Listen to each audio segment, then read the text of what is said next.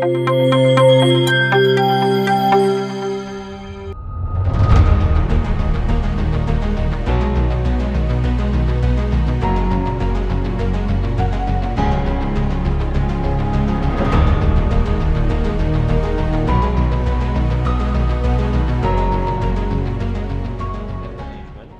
hope you can remember or you have learned working capital previously. Basically, working capital is necessary for organization to run their operations smoothly. So whatever the situation, if there is no sufficient working capital in the organization, we can't run our organization. Okay? අපි දැන් මෙතනදී ළමයි working capital කියන කොටසේ යටතේ තියෙන lesson එකක් තමයි සාකච්ඡා කරන්නේ. ඔයාලා දන්නවා ආයතනයක අනිවාර්යයෙන්ම තමන්ගේ මෙහෙයුම් ක්‍රියාකාරීත්වය පවත්වාගෙන යන්න අනිවාර්යයෙන්ම working capital කියන දේ ආයතනයකට ඕනේ. working capital නැතුව ආයතනයක් කටයුතු කරන්න උත්සාහ කරනවා නම් ඒක ඇත්තටම පුළුවන් දෙයක් නෙමෙයි. ඒක ඇත්තටම ටිකක් කරන්න අපහසු දෙයක්. So under the working capital management, we are going to discuss one of the important aspect in working capital, which is inventory. Inventory control. Inventory control. Right. So is inventory important for an organization? Just imagine in an organization, if there is no sufficient inventory, what will happen? So inventory is a very important thing, very crucial thing in any organization, especially in manufacturing kind of organization. Especially in manufacturing kind of organization, right? So before starting the inventory control, first you need to understand what is mean by inventory. Inventory is something that organization is keeping in expectation of using in the future. Now we know what are the types of inventory. Okay, we have previously discussed some points about the inventory. When it comes to inventory, inventory can be various types. It can be raw material. Raw material. It can be work in progress. WIP, work in progress. It can be finished goods. Nimiband. It can be finished goods. Or it can be consumables. Consumables. What is mean by consumables?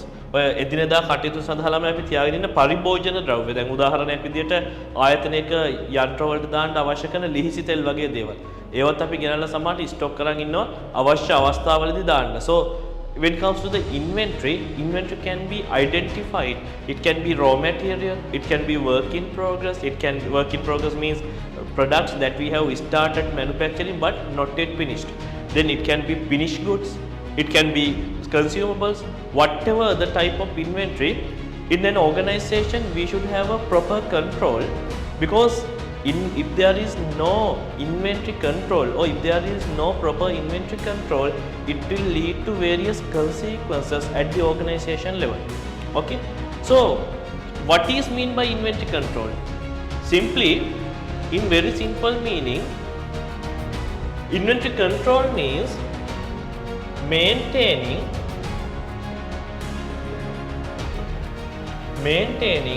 an economical level of inventory. Economical level of inventory.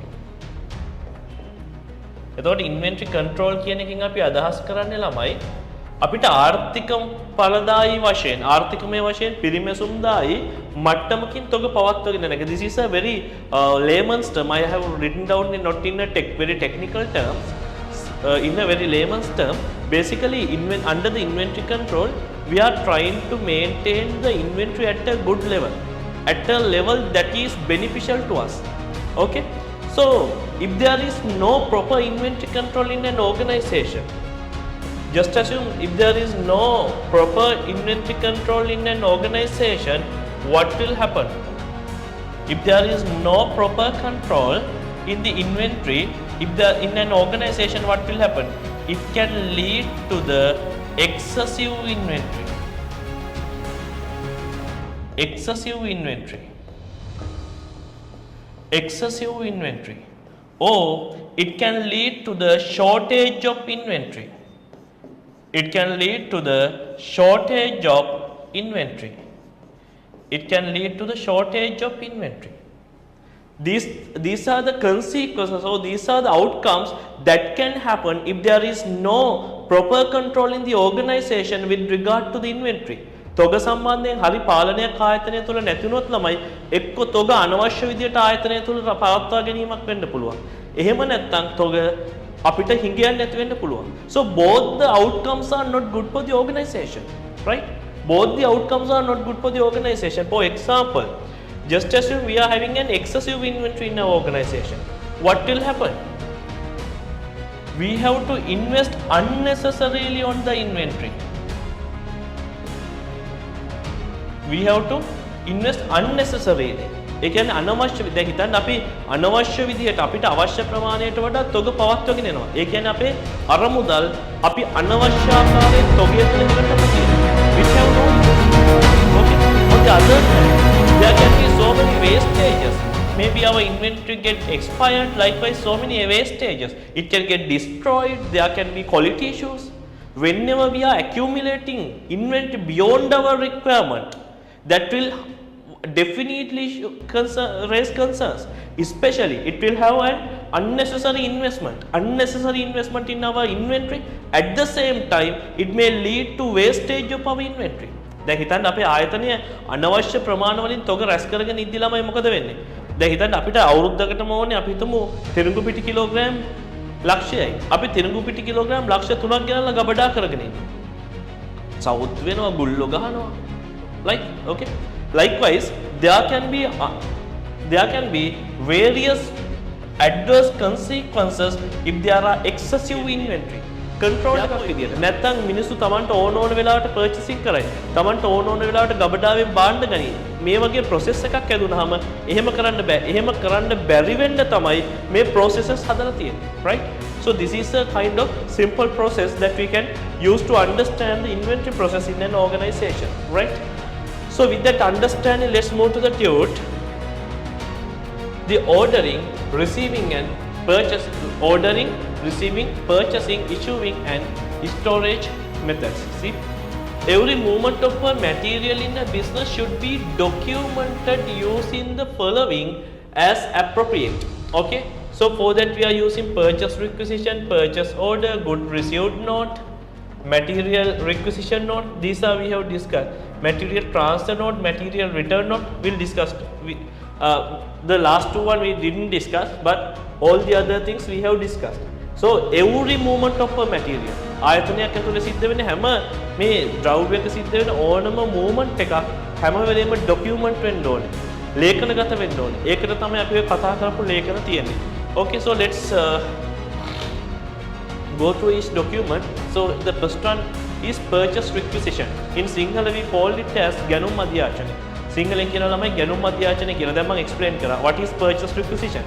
Purchase requisition is the document that the warehouse or the other department is using to request to purchase material.